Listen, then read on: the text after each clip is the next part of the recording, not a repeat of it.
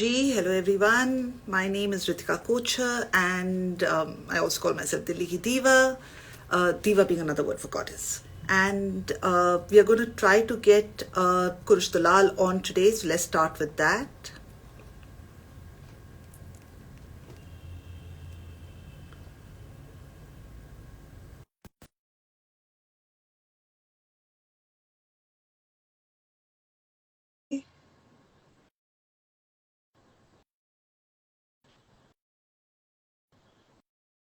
Yeah, I can see a lot of people interested. Hi Ruchika.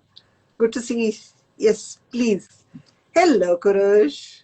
Hello, Ritika. How are you? I am very well to seeing you. And a little bit of introduction before we start, if that's okay. Okay, This is so Ritika Kochar. She runs Art Radio. Should I introduce you absolutely. further? And as I said earlier, art radio is the lazy woman's way of asking lots of questions on art education because uh, I got to attend a class of yours and it was just the most interesting class ever. So Thank you. I figured, what the hell? Let's ask Kurush more and more questions when we can. So and the person in front of me, of course, is Kurush Dalal, who is an archaeologist. He's a historian. Uh, he runs Intusen Trust, which is an archaeology institute, but he's also a food anthropologist. Have I got all of that right? I don't run Institution Trust. I work with Institution Trust. Okay. Your voice is kind of a little cracky. I don't know why. I don't know either, but I can't see you Perfect. at all. You can't see me. No, Can you see the Harappan girl behind me? That is of more importance. nope. I have a Okay. blank flat screen, so I don't know whether it's my internet that's acting up or what. Or Mm, so do you want me to try restarting or no, what's I'm the? good. I mean, can everybody see Ritika? I've got a couple of pranam matas. Yeah, Okay, something. everybody else can see both of us, so Yes, that's good. that's perfect. And we've already got questions starting, by the way. You won't believe this, but before we even start. Okay. So my first question. So what's a food anthropologist and how do you get from archaeology to anthropology? I'm an archaeologist who worked a food business and continues to run a small artisanal food business. And while doing so, I realized that at some point I needed to bring both these disciplines of mine together, the archaeology and the food. And the more research I did into it, uh, the more I went down that road, I realized that there was not so much of a history of food in India as there was an anthropology of it. That the study of food was the study of people and their lives, past and present. And this is why I ended up becoming a culinary anthropologist. I study food in all its nuances: anthropological, sociological, archaeological, historical, political, religion, philosophy, media, the books. So somebody says archaeology is a hungry business. The more you dig, the more you feel hungry. Absolutely. That's why my blog eats, feeds, and digs. Okay, so I'm going to get to what we were planning to discuss because if I go down food anthropology, we're just going to take the whole session on that. But okay, let's start with Mehrgarh.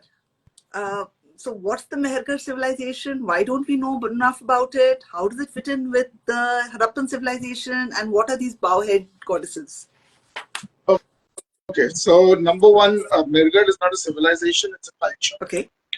There is an enormous difference between culture and civilization. Civilization means urbanization and everything else that goes with it. Culture, on the other hand, does not need all of this. So, the Mehrgarh culture is a Neolithic cultural phase, and it is the earliest farming phase that we have in India. We have contemporary material now from the Ganga Valley, but for the longest time, going back about 9,000 years, the earliest that we knew of farming communities in the Indian subcontinent was from the excavations conducted by the husband and wife team of Jarish and Jarish at Mehrgarh. It's a fascinating story where agriculture predates even the making of pottery. There are beautiful multi-roomed, multi-housing complexes where individual single-roomed houses are joined to each other, making a kind of communal large house. Uh, Cattle, sheep and goat, dogs were all domesticated. So was rice, and so was barley. It is the technically it is the mother culture for what ultimately becomes the Harappan civilization. So how far back are we going? So we're going about 7,500 BC, or about 9,500 years ago. And this is the first civilization No, that no, okay, first culture. okay. Uh, First culture across the world, first culture in No, India. no. First culture, the Indian subcontinent. Okay. The Neolithic uh, well goes back beyond this in parts of the Fertile Crescent and in Egypt. So in Egypt, in Turkey, and in other places, we have food producing settled ways of life starting earlier. And this comes to India about 9,000 years ago uh, in a full-fledged manner. No Sandesh, the Natufian is not a Neolithic culture. It's a Neolithic culture. Okay, what is a Neolithic? How is a Neolithic culture So different from a Neolithic Mehrgarh? peoples basically um, grow their own food, be it plant food or be it animal food. They live in permanent residences. They create the first villages, and these are created because you need to keep an eye on your crops. You can't just sow crops and leave them there. And it's a direct result of what is happening to our planet at that time. So, every time everybody gets horribly excited about climate change, archaeologists actually see climate change as an incredibly positive thing. It has been our response, cultural and biological, to climate change that has made us what we are. So when the ice ages came to an end, we had the Mesolithic period, the Middle Stone Age, a time of great plenty where people became more or less semi-sedentary, no longer had to chase their food, uh, no longer had to keep migrating behind their food. And at the end of the Mesolithic period, we essentially overextended the carrying capacity of the land by just uh, overdoing the exploitation of the food resources of it. As a result of this, guess what? Uh, Stronger groups started pushing weaker groups out of their foraging lands, and these weaker groups ended up in what we call the semi-arid regions. And these semi-arid regions, the weaker Mesolithic groups, were forced to grow their own food. We didn't become farmers because we wanted to. It wasn't this beautiful life, oh, one with the soil, all of that nonsense. It was something that we did because we were forced to do. Hundreds of thousands of millions of our ancestors died of starvation and various other diseases and things like that, learning how to grow enough food to last them throughout the year. Our entire diet today is thanks to the Neolithic period. It's called the Neolithic because we made new stone tools. Neo meaning new, lithic meaning stone.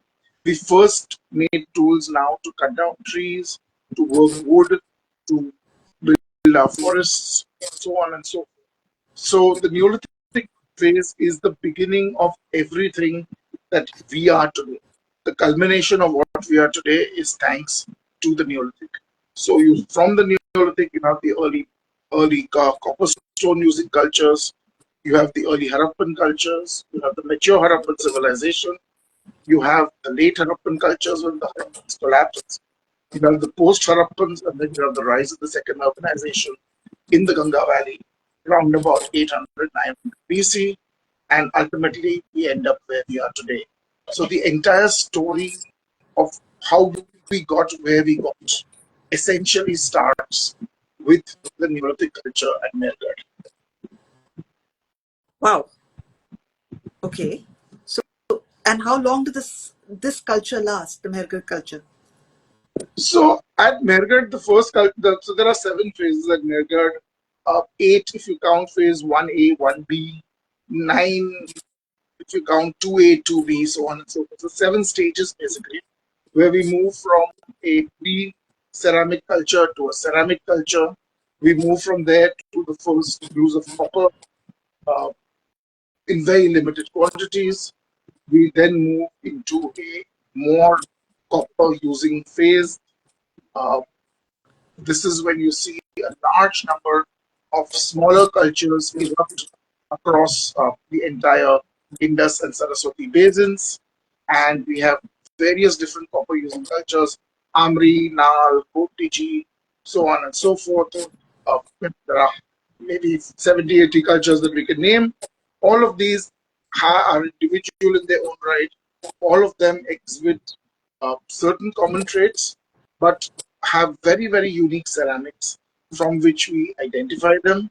And they consist of clusters of sites that use the same kind of ceramics.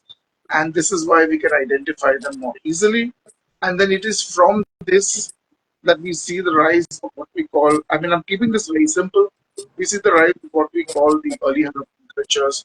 And yes, Toga, amongst others, Fez Muhammad Khan, so on and so forth. Um, Ultimately, what you see is the Kotdiji culture dominating over all the others. This is the phase we call the early Harappan phase. Um, at the site of Harappa itself, we have what is called the Ravi phase, which is a very, very early phase, which is supplanted by the Kotdiji phase. And then the Harappan period, the mature Harappan culture, the massive cities of the Harappans, so on and so forth. So the early cities start in the early Harappan phase itself. This dates back to about 3000 BC onwards, and in some places 3400 BC, 3300 BC. Ultimately, by about 2700 BC, we see the rise of the mature Harappan culture, which is about 4700 years ago. And the mature Harappan culture spreads over 3 million square kilometers from Afghanistan in the north to the borderlands of Iran in the west, all the way to Delhi in the east, and all the way down to the top of Maharashtra in the south. This entire region, not including the Great Indian Desert, is the Harappan landscape, and it's a fascinating landscape where an enormous amount of homogenization takes place. It isn't like we didn't have our own identity or we didn't have our own individuality in different regions, but there is an enormous amount of homogenization. One ratio of bricks, 4 is to 2 is to 1, one kind of major ceramic, which we call the Harappan black oxide ware, one kind of script that emerges, which we call the Harappan script, the kind of figurines that have evolved and become what we call Harappan figurines, be they animal figurines or human figurines, beautiful seals, which start in the early Harappan phase and then become what they are. So, jointly between what is now Pakistan, which is the Punjab and Sindh, and the United Punjab as such, northern Rajasthan, and Gujarat is the region of the mature Harappan civilization. There are a lot of genetic studies in archaeology. It is very, very difficult in the Indian subcontinent to recover any genetic data. You need either very cold conditions, very wet conditions, or very dry conditions. Sadly, in India, we have hot and wet conditions. So DNA recovery has been very, very slow. The earliest ancient DNA recovered, or the first rather, was from the site of Sanjan on the west coast of India, which was a medieval site. And we're talking about recovering DNA, which was about 600-700 years old. Uh, but that was a breakthrough, and we learned how to do it. Subsequently, from the site of Rakigadi, Professor Vasant Shinde and his team have actually managed to extract the DNA of a single individual buried there, a woman who was buried there. But that's a single case. Please note that one does not make a set. One can, in extreme conditions, be a subset, one is never a set. It does not represent all Harappans. We would need maybe 70, 80 DNA samples spread across the Harappan zone to be able to really tell that, there was some kind of direction in which the Harappan genome could be generalized. But generalizing a genome has its own problems. So somebody else has also asked, do we know whether this civilization started in the Indian subcontinent? Did it come to the Indian subcontinent? It did start at the Indian subcontinent. It started at the foot of the Bolan Pass on the Bolan River at the site of Mehrgarh, which is in modern-day Pakistan. So how come we don't talk about the Mehrgarh civilization at all then? I mean, why do we Culture, only consider... culture, not civilization, culture. Sorry. Okay. Why is there a difference between the Harappan civilization and the So we Mehrgarh don't not culture? talk about it. We normally start off when we teach the Harappan in archaeology from Mehrgarh. Okay. So the story of the Harappan starts at Mehrgarh, moves on to what we call Nausharo. From Nausharo, it moves on to a large number of early Harappan sites. Togao, Amri, Nal, Putiji, Nindowari Dam, Fez Muhammad, so on and so forth. Various different cultural transitions that are taking place, coexisting together. And then under the Code DG, you see a unification. And then ultimately, you see the rise of the Harappans as we know today. So it's an entire story. And the story starts at Mehrgarh for the Harappans and what is called the first urbanization in India. There is Neolithic in India that is that early too, in modern India. So at the site of Jusi, which is where the location of the Triveni Sangam next to Allahabad, where the Yamuna and the Ganga meet, and where supposedly the Saraswati comes up underground over there, which is a lovely story. At that site, there's a ginormous mound over 20 meters high, and at the base of that, we have a very, very early Neolithic, datable to about 9,100 years ago, which would put it on par with Mehrgarh. But whilst we have a Neolithic culture in the Ganga Valley, we don't see these local cultures turn into a civilization. We have Neolithic civilization cultures, we have pre-Neolithic cultures, we have a lot of Chalcolithic cultures in the Deccan, in central India, and in the Ganga Valley, and going all the way east into Bengal and then down into Orissa. But we do not see any of them become a civilization. None of them become truly homogenized. None of them really become urbanized. None of them seem to have any vestige of writing or anything like that. And there are a whole list of criteria for urbanization. And all of those are completely missing in the Ganga Valley during this phase. So during this phase, it is the Saraswati and the Indus. And then when the Saraswati dries up, mainly the Indus, which sees the big urbanization of our era, which is contemporary with the Egyptians and with the Mesopotamians. So Mesopotamia starts a little early, around 3350 BC. Egypt follows suit around 3150 BC. You have the great king Scorpion, followed by Narmer. And in India, around 2900 BC is when we have the earliest urbanization as such. So it's a complicated story. And all of these cultures traded with each other.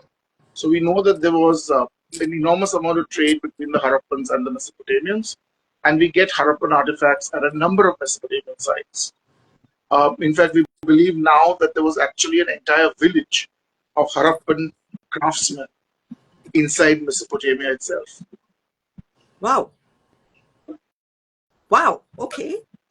Yeah. Okay. So the first Harappan names that we have are names that we get from Mesopotamia, of Harappans in Mesopotamia. We can't read the text of the Harappans, but well, luckily or unluckily, there are tiny snippets amongst the Mesopotamians for us. Okay. There's a question which may or may not be Puri Ramayan khatam ho gayi aur ab puch rahe Ram kaun hai, which is do we know of a previous civilization before the Harappan civilization in the IVR? whatsoever. Absolutely zero. None whatsoever. Not even a vestige. Not even a glimmer in God's eye. The process of civilization is not casual. There is an entire build-up that takes to it, and that's why we're talking about Mehrgarh. It starts at Mehrgarh. It culminates at Harappan and becomes a civilization. Uh, this does not happen anywhere else in the Indian subcontinent. And Indus Valley culture, or IVC, is a complete and total misnomer, not because of political reasons, but simply because a culture and a civilization whose script we cannot read is identified by the site where the remains of that culture or civilization were first identified. And in this case, it was the site of Harappa. And therefore, it is the Harappan culture and the Harappan civilization that we talk about. IVC is a complete and total misnomer. People have been saying this since the 1930s, but for whatever reason, popular historians keep mangling archaeological terms, and this term IVC seems to have some kind of bizarre continuity. Okay, now can I get to my to that bow-headed goddess, who I mean, why is there so much goddess uh, evidence out of Mehrgarh when we have so little out? We don't have so much out of Harappa. Let's put it that way. Uh, Um, and what's this True bowhead goddess? and not true. True and not true. Okay. So the Mehrgarh goddesses in the early phase are very few and far between. There are only two to the best of my knowledge. Both of them are surprisingly very much like the very, very early so-called mother goddess figurines that we get from Europe and from Asia. They are headless, they are armless, um, they normally show uh, very pronounced buttocks, thighs, stomachs, sometimes breasts. That is what we mainly see, but we do not, repeat, do not really know from matter of fact whether they're goddesses or not. They are female figurines, that is very obvious. Uh, whether or not they were worshipped, uh, it's very plausible that they were, and that a fertility cult would have been a very, very important cult. We see similar things in Egypt, but we see them paralleling uh, male deities at the same time. We see something similar in Mesopotamia. We see them paralleling male deities too. What I find very sad is that the nomenclature used is troublesome. All female figurines, for some reason, are mother goddesses. All male figurines are not father gods. They are male figurines, or they are this fascinating term priest king. Why he's a priest, why he's a king, Blair. I mean, there's no logical reason why he's a priest or a king or a priest king for that matter.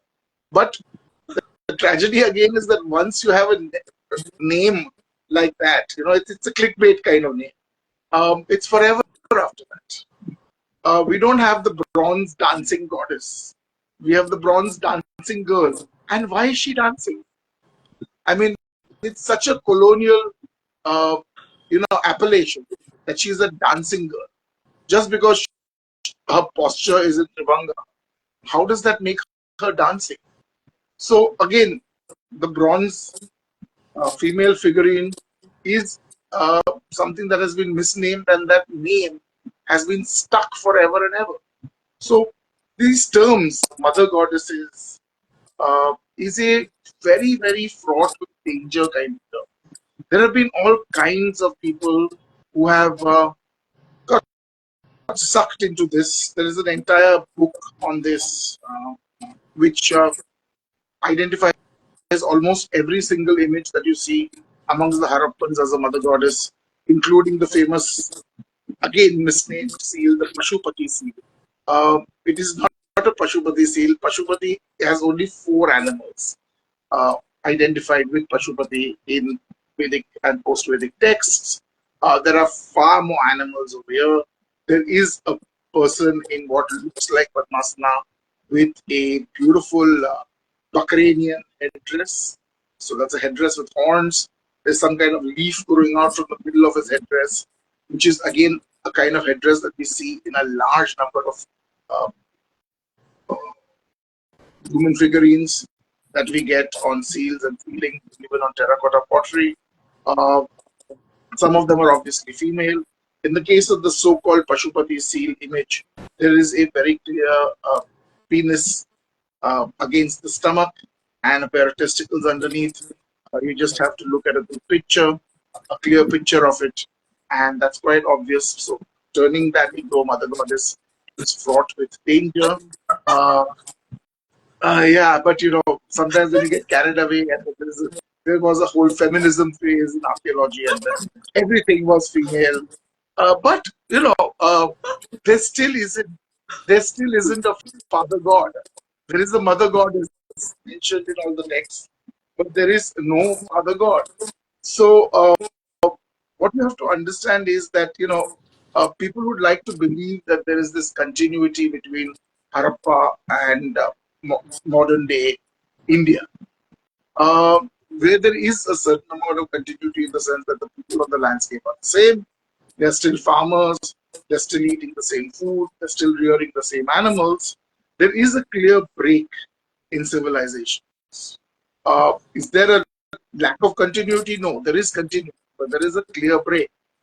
If you look at the Rig Veda is very, very clear in its deities, and the deities of the Rig Veda do not have any sculptural form whatsoever. You do not represent the deities in any sculptural form. The Rigvedic rituals are conducted on the outskirts of villages, which automatically mean that um, you would have to search the outskirts of sites for things like this. The other problem is that when you study Vedic texts, they're very, very clear that once the sacrificial altar has been created and the sacrifice has been performed, then you destroy the sacrificial altar. So any so-called Vedic efforts, there is no evidence of them almost across the board. And it's not a religion of temples, which is the Vedic religion either. So trying to build continuity from one to the other using what? So if you're using female figurines to do so, there are female figurines from the pre-Mauryan and Mauryan periods and the Shunga period. This would be about 2,500 years ago onwards, and we see a lot of female figurines. Are they all mother goddesses? We surprisingly again don't see a lot of male figurines in the early historical period. Therefore, again, is there only an exclusive mother goddess cult, whereas a large number of male deities are mentioned in the Rig Veda and in the Vedic literature? So, very casual way the University of WhatsApp, Academy of Facebook keep repeating garbage and convincing that if enough people have said it, then it's got to be true. I mean, how can it not be true? So many people say it, right? That does not make it true. Our museums sometimes have very little funding and have very, very bad signage. This contributes to the problem. The fact that a lot of archaeological data doesn't make it to museums and textbooks adds to this problem. The fact that we have tons and tons of published archaeological data in the form of academic articles, but none of this really makes it to our textbooks. So our children don't grow up studying this, reading this, knowing this at all. And then any charlatan who comes along and wants to take this data and twist it the way they'd like to. So be it a proto Shiva who then becomes a Shiva. What is a proto Shiva? Shiva isn't even mentioned in the entire Rig Veda. The closest you get to Shiva is Rudra. So uh, it's a fun place to work in if you want to drive yourself nuts. Okay, but I've got So actually, we've been having this whole discussion in our little group, which is who coined this term Proto Shiva and why, when did it come about? Because all of you, somebody says Proto Shiva sounds like a Marvel character. Okay. Yeah. So that kind of is a continuation of the joke that the first great superhero. I mean, before Superman and Batman, there was Hanuman. I mean, if you want to go down that road, you can. Uh, but if you actually read the epics, the Mahabharata and the Ramayana, there are some fabulous characters who are superheroes even before Hanuman. Agreed. So, when you have the discussion of the the crossing of the sea to Lanka, and all the monkeys, the Vanaras, and the bears are all gathered along with the humans, and Hanuman is about to jump off and make his leap, and he will leap to this little stone on the way, and then he'll leap off.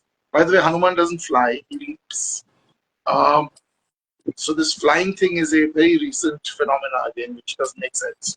And they're standing there, and Jambavan, the king of the bears, says, when I was young, I could have done that in a single leap from India to Sri Lanka. But I was injured during the Samudra Mantana and have never been the same again. So this means that Jambavan predates the Samudra Mantana. So if you look at the Dashavatara theory, he's seen the Kurma Avatar. So he becomes a Chiranjeev and a hero who is even much earlier than Hanuman. And he appears in the beginning of the Mahabharata again, where Krishna accosts him by chance in a cave. They battle for 12 days and 12 nights. And at the end of which, Jambavan has a revelation that the only person who could stand against his might for 12 days and 12 nights could only be Vishnu himself. And he immediately propitiates himself to Krishna and says, "My lord, why didn't you just tell me who you were?" So there are so many amazing characters in Hindu mythology, and they're supposed to tell you about how to live a good life, a great life. And they're very mythical characters. We've taken two or three and then raised them on these pedestals and acted like everything else doesn't happen. There are hundreds of different variations on the Mahabharata and the Ramayana, Wait, and wait, that is what is so wait. beautiful about it. Wait. I need to go back some to 4000 BC before we get to the epic age. I still need to talk about my goddesses first. So, so we are presuming now that the Harappan civilization is. Sorry, somebody says he didn't tell Jambavan because he couldn't bear not to have some fun with him. Thank you, Asim, for Funny that. boy, you are funny, definitely. Okay, back. So we are presuming the Harappan civilization is not a goddess-based civilization, but No, no, we're presuming that it may be, it may not be. okay, let's It get may, to that it may field. be, it may be a goddess based. It may not be a goddess based. It might just be some kind of atheist civilization. I mean, all the bets are open. So uh, let me just talk about the seal which is behind me right now, which has the seven priestesses at the bottom. It has some kind of a goddess. It has human head with body of a rhino, and there's some head in front of it. Uh, That human head is a little fudgy for me. It doesn't really look very much like a human head, even in high resolution pictures. But I'll accept that they say it's a human head. okay. There's a person kneeling there who's supposed to be the priest. There is a goddess inside a vase. I mean, I don't know what a goddess would be doing inside a vase. And there are supposedly seven other goddesses below. And these are the Saptamatrikas. According to somebody, it's a hymn from the Atharva Veda, so on and so forth. All of this is forcing Rigvedic characters and Hindu deities who are thousands of years later down the throats of the Harappans. And this is a one off. Please remember that. This is a one off. If there were multiple renditions of seven subsidiary deities, one primordial deity, and a worshipper, then yes, this could be considered to be a very, very serious cult or religious affirmation of some sort. But By that logic, every single seal would be some kind of religious motive. So you think this was just selling cloth? I have no idea what it is. I think it's fascinating, but I have no clue what it is. It is very, very easy to, read between the lines and fabricate and fictionalize whatever you'd want to when there is no way to be proved wrong. So since we cannot read any of those inscriptions, it's so casual to just impose yourself upon them and impose your ideas upon them. Just like the priest king and Proto Shiva and the dancing girl and the Saptamatrikas. I mean, why not? How many people know that there are two other bronze images of a girl with bangles on her hands, etc., from Harappan sites? And those are not in a Tribanga pose. Those are very vertical images. That's true. So are those dancing girls not dancing and versus dancing girl dancing? No, they're just female images in bronze. And they're fascinating because they're made by the lost wax technique. And that tells us that the lost wax technique existed in India something like 4,400 to 4,200 years ago. And that is technologically amazing. But that's the bit that we forget to talk about. And we're too busy talking about girls who are dancing. Look at the hairstyle on that. Fascinating again, telling you about the detailed hairstyles that existed in that period of that time. Again, something that we don't talk enough about. No, but for that you have to go back to the Mehrgarh and those bow-headed, you're saying not to call them goddesses, to call them the women, but... So again, like I said, the detail in the bronze girl image is far greater than any of these. Okay. But again, the so-called Princess Leia figurines with the large headdresses on the side of their heads. Yeah, so I mean, Hollywood stole it from us. Our a later period at both Mehrgarh and Naushara of the very early Chalcolithic phase would be something around 4,500 BC or thereabouts. And they're fascinating images. And again, they're legless, they're seated. Uh, there are other images, parallel images that we get from other sites of men, women, children, teenagers, boys and girls, very clearly differentiated on the basis of their hairstyle and, of course, uh, breasts and penises and so on and so forth. So, if those are mother goddesses, and they occur as family units. Then there are father gods and teenage gods and goddesses and baby gods and goddesses, and they're all gods and goddesses. And why are they not toys? Why are they not what little children play with back then? Why do we not? Why do we consider all the bull images and sheep images and dog images to be toys, but the human images cannot be toys? Where we know across the board in India and all over the world that children play with dolls of different kinds. Why do they have to be goddesses? Okay, so then according to you, given all these civilizations across the world, which is the earliest goddess? So in the case goddess. of the Mesopotamians, it's very clear who the goddesses are. They are named, their attributes are known, their morphology is known, their iconography is known, and they're very, very clear about them. So, Inanna, Ishtar, etc. from Mesopotamia is one of the earliest very clear goddesses. Probably what we see a little earlier at sites in Malta, etc., are also goddesses. With the crouching lion, throne, so on and so forth. Also the goddesses. I have no problem with a primordial mother goddess fertility cult. But for that, you have to have enough evidence. When you have massive megalithic temples at Hagar-Chim and you have huge stone goddess images enshrined in them, then you say those are goddesses.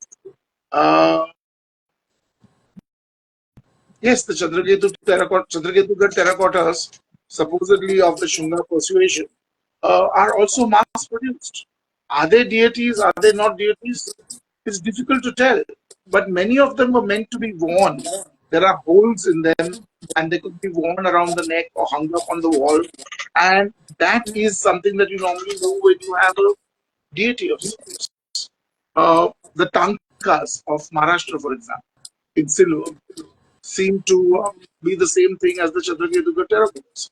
Uh, are they those? Maybe, maybe not. As archaeologists, as anthropologists, and historians, we have to be open to multiple possibilities where we do not know, where we do not know specifically what it is. So most of the terracotta images that we have, none of them are more than 8 or 9 inches tall. Uh, that itself should tell you that there being deities is a little iffy. The fact that you have terracotta bull images and terracotta toy cards. Now, terracotta bulls may be worshipped, but are they worshipping bullock carts also? So, more and more, it becomes that they were toys. We have beautiful dog images with collars from Mehrgarh. We have sheep images. We even have a gorgeous alabaster ram with curled horns on both sides, telling us about the use of wool in that period, and possibly at the kind of variation in the kind of species that of sheep that they were breeding. So there is an enormous amount of data out there. Instead of paying attention to what the data is saying, to try to read into the data between the lines, to start doing a what if, could be, and then saying, damn, saying could be. Let's say it is. We joke in archaeology that if an archaeologist doesn't know what something is, they call it a ritual object. It's almost like that, where we turn every female image into a mother goddess.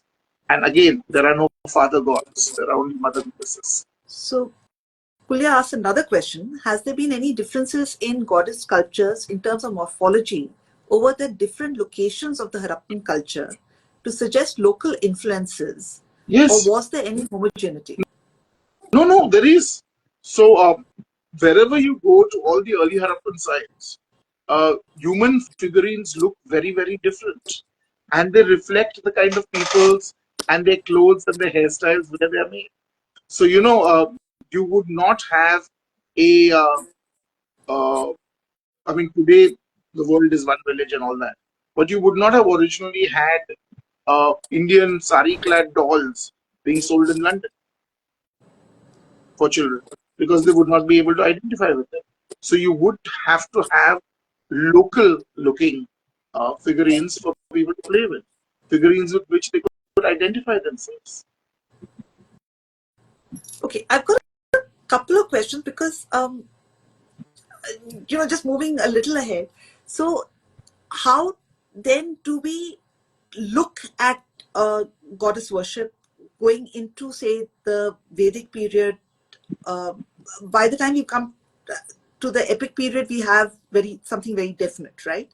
But by the Vedic period, how, how do we So when you see any kind come of to the Vedic period, you look at some of the very early goddesses who appear to be more a reflection of a female reflection of a deity than a goddess in their own right. Where you see forms of various deities, and you also see very independent deities. For example, one of my favorite goddesses of the Rig Veda is Usha, the goddess of the dawn. I mean, imagine when the dawn is the goddess, and that's because of uh, the human fear of the dark, and dawn becomes a goddess because it is dispelling the dark, it is bringing in the light. so So in fact Usha then becomes a very important deity. Then you have Ucha and Pratyusha later on as the two wives of Surya.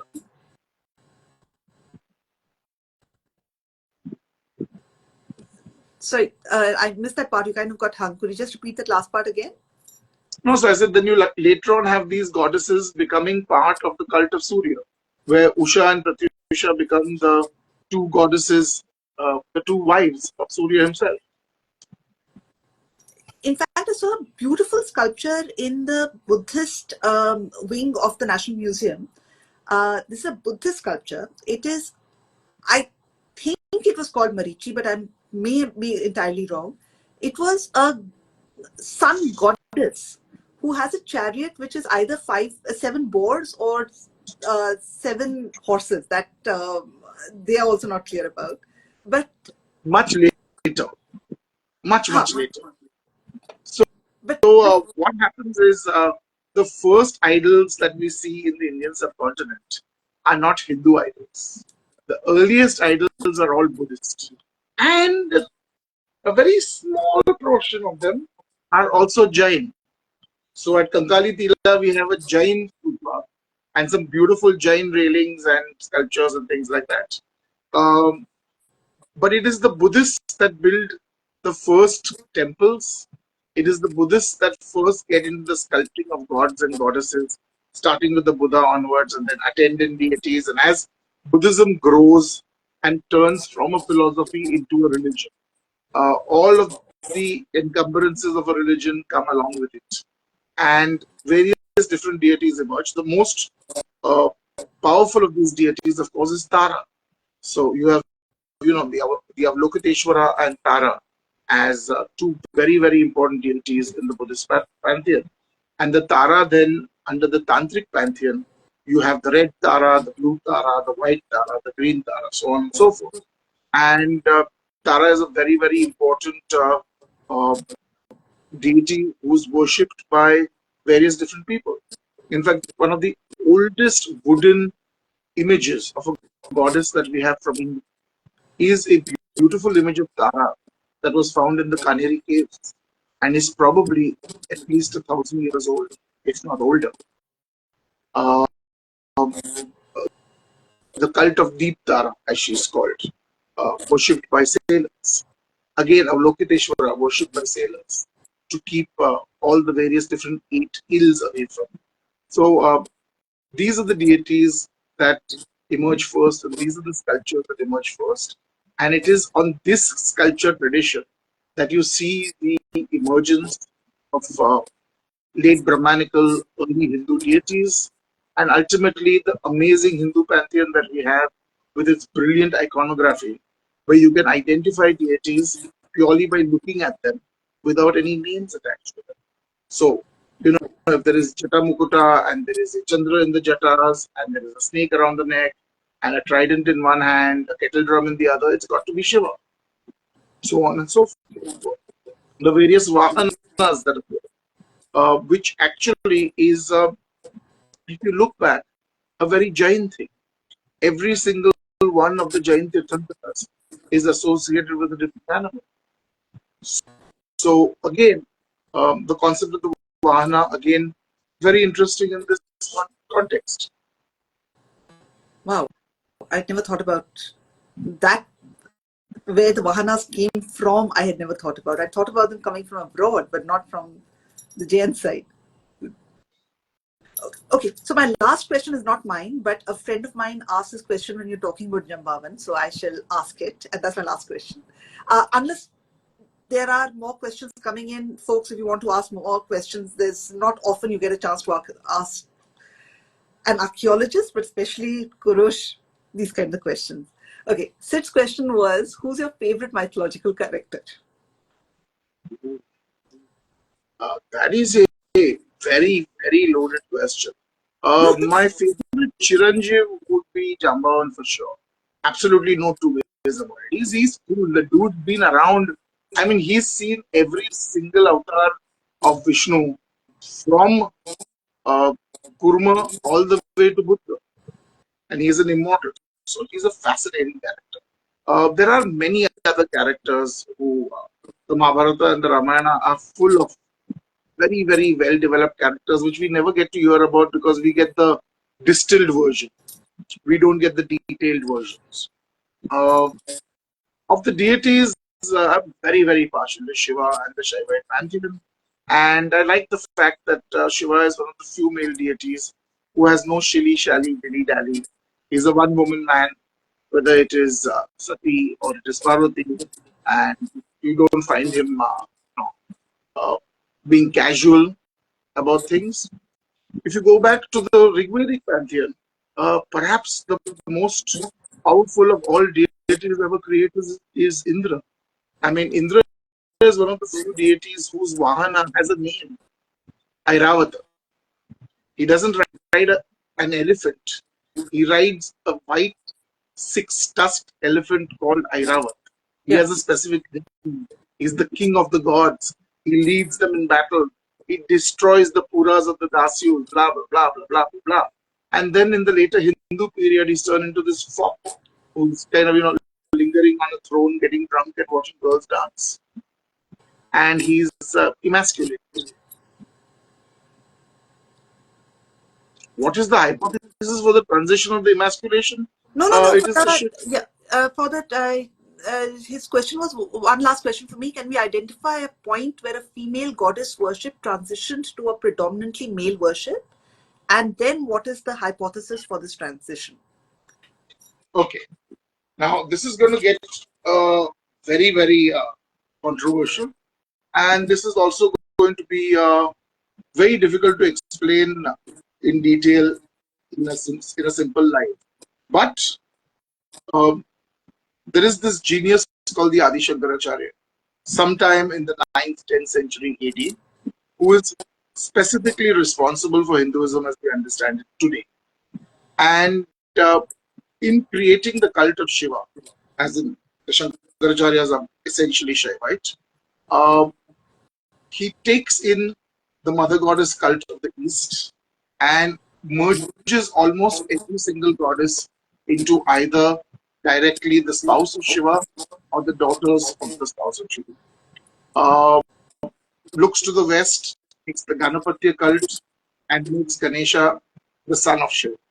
Looks down to the six Murugans and turns them into Skanda, the six-headed god, who is the champion uh, general of the gods suddenly, and which is completely deposing poor Indra, and amalgamates the entire religious circuit of India.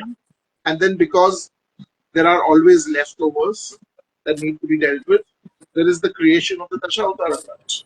So deities were independent in their own right till then, like Varaha, Narasimha, so on and so forth. The three Ramas, uh, Parshurama, Rama, and Balarama, was an entire cult that existed, a very powerful cult.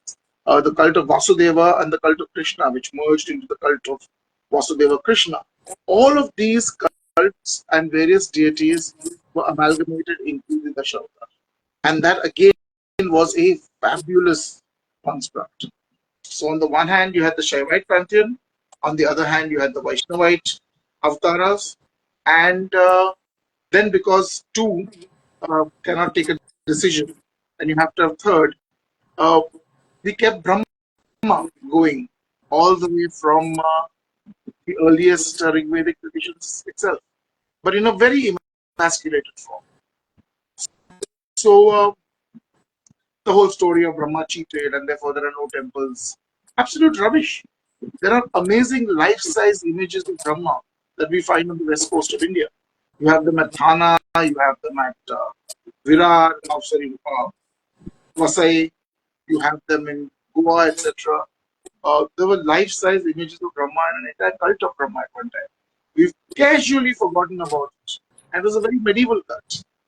So, the narrative keeps shifting and the narrative keeps changing. And what is current becomes the narrative. And that is the way things are. So certain places like Pushkar remain very, very important. There was a time when the cult of Aditya, the cult of the sun god, was an enormously important cult in the Deccan. And there were a vast number of temples, and we have beautiful texts that refer to the various different Aditya temples.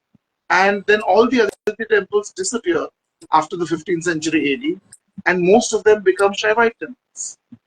So Daitya Sudan is probably Aditya Sudan. Awesome. Okay. And that point, I'm going to say thank you so much.